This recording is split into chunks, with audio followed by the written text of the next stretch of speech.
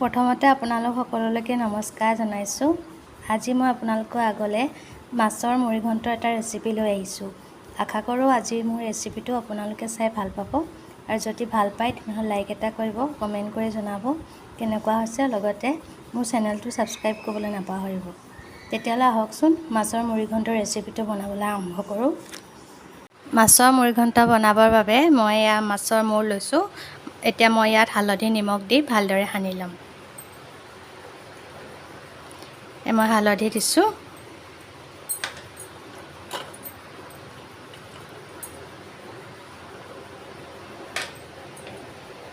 আৰু মই নিমখ দিছোঁ, আৰু অকণমান মই ইয়াত মিঠাতেল দি দিছোঁ। এতিয়া খুব ভালদৰে মই হালধি নিমখ সানি লৈ তেলত ফ্ৰাই কৰি ল'ম।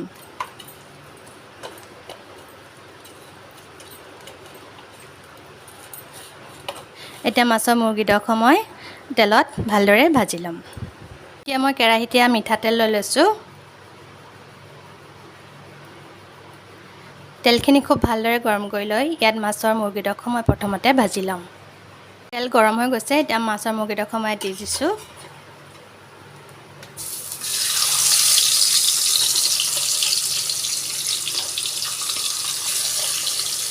এতিয়া দুইটা ছাইড মই খুব ভালদৰে ৰঙচুৱাকৈ ভাজি ল'ম।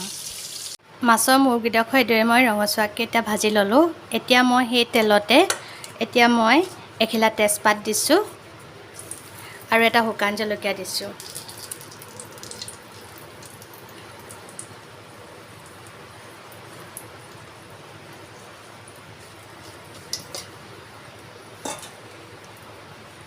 এতিয়া মই অকণমান আদা নহৰু লৈছিলোঁ, খুন্দি লৈছিলোঁ, সেয়া মই ইয়াত দি দিছোঁ। আৰু পিঁয়াজ লৈছিলোঁ, কাটি লৈছোঁ এইদৰে মই এটা পিঁয়াজ, আৰু মই ইয়াত দি দিছোঁ।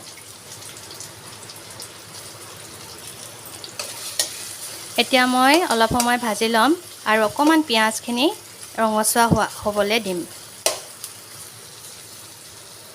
পিঁয়াজখিনি অকণমান ৰঙচুৱা হৈ গৈছে, ইয়াত মই এতিয়া অকণমান বিলাহী দি দিম। মই এটা বিলাহী লৈছিলোঁ, সৰু সৰু টুকুৰা কৰি লৈছোঁ ইয়াৰ। এতিয়া মই ইয়াত দি দিছোঁ, আৰু মই এটা আলু লৈছিলোঁ, আলুটো এতিয়া সৰু সৰু টুকুৰা কৰি লৈছোঁ, এয়া মই ইয়াত দি দিছোঁ।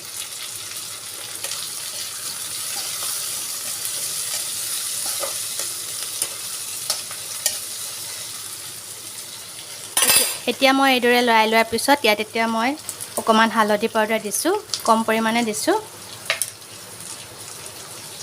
অকণমান জিৰা পাউডাৰ দিছোঁ। অকণমান কাশ্মীৰী লাল মিৰ্চ দিছোঁ, আৰু মই অকণমান ধনিয়া পাউডাৰ দিছোঁ।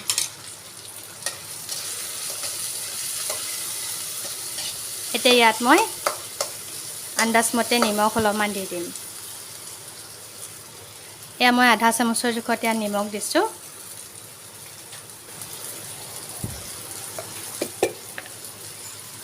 আৰু অকণমান মই চেনি দি দিছোঁ।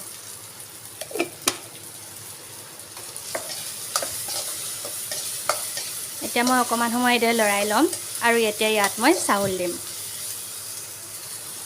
এতিয়া দেখিছেনে পিঁয়াজখিনি ভালদৰে গলি গৈছে, আৰু লগতে বিলাহীখিনিও ভালদৰে গলি গৈছে।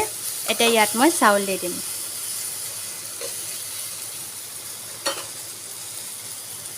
মই এই হেতাখনে দুহেতা চাউল ইয়াত দি দিছোঁ।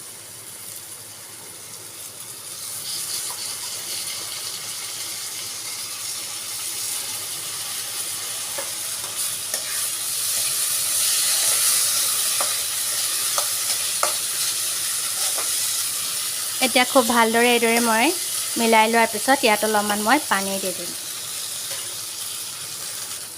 এতিয়া মই পানী দিছোঁ।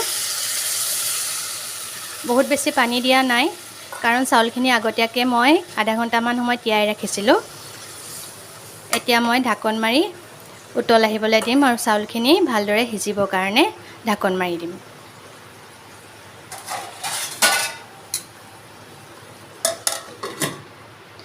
জুইৰ ফ্লেমটো মই মিডিয়ামতে ৰাখি বনাইছোঁ। এতিয়া জুইৰ ফ্লেমটো মই অকণমান কমাই দিম। মিনিটমান ঢাকন মাৰি থোৱাৰ পিছত এতিয়া মই ঢাকনখন আঁতৰাই দিছোঁ আৰু এয়া দেখিছেনে চাউলখিনি সিজি গৈছে আৰু আলু সিজি গ'ল। এতিয়া ইয়াত মই মাছৰ মূৰকেইটা দি দিম। মই মাছৰ মূৰ দি দিছোঁ। এতিয়া মই মাছৰ মূৰকেইটা অকণমান ভাঙি দিম।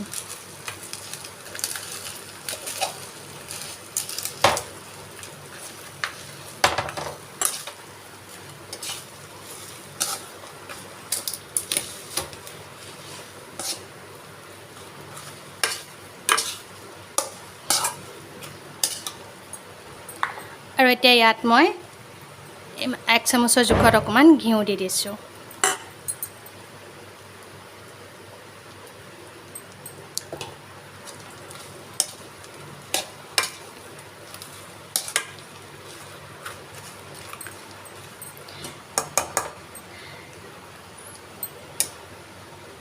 দুই তিনি মিনিটমান খুব কম জুইত ৰখাৰ পিছত এতিয়া মই জুইৰ ফ্লেমটো অফ কৰি দিছোঁ।